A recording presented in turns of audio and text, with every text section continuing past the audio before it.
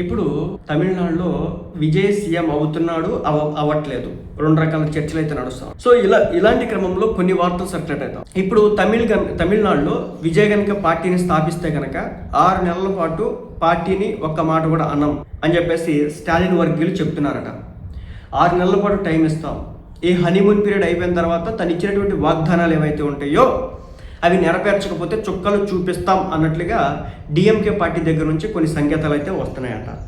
So ప్రస్తుతం విజయ్ ప్రభుత్వాన్ని ఏర్పాటు చేసే పనిలో పడ్డాడు. మ్యాజిక్ ఫిగర్ దగ్గర నెంబర్స్ అయితే లేవు, ఇంకో 10 అయితే కావాలి, అవి దొరకట్లేదు. సో ఇలాంటి క్రమంలోనే వీళ్ళ దగ్గర నుంచి డిఎంకే వాళ్ళ దగ్గర నుంచి కొంచెం శుతిమెత్తనమైనటువంటి కౌంటర్ అయితే వచ్చిందనమాట. 6 నెలల పాటు ఎలాంటి ఆటంకం కలిగించకుండా నిశ్చితంగా గమనిస్తాం.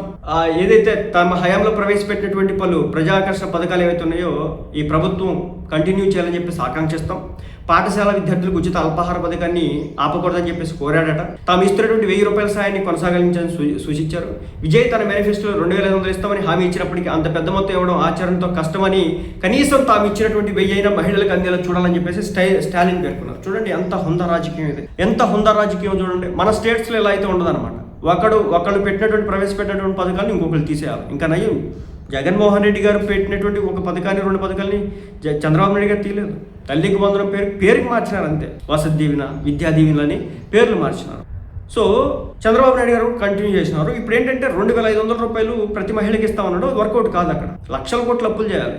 మేము ఏదైతే ప్రవేశపెట్టిన 1000 రూపాయలు ఇవ్వండి చాలు, మేము కామెంట్లు చేయమని చెప్పేసి ఇప్పుడు స్టాలిన్ పార్టీ చెప్పడం అయితే జరుగుతుంది. మొత్తానికైతే 6 నెలలు అయితే టైం ఇస్తారట విజయ్కి. చేయకపోతే కనుక ధూమ్ ధామ్ దంచి రేపు కొడతామని చెప్పేసి చెప్తున్నారు. మరి ఏం జరుగుతుందో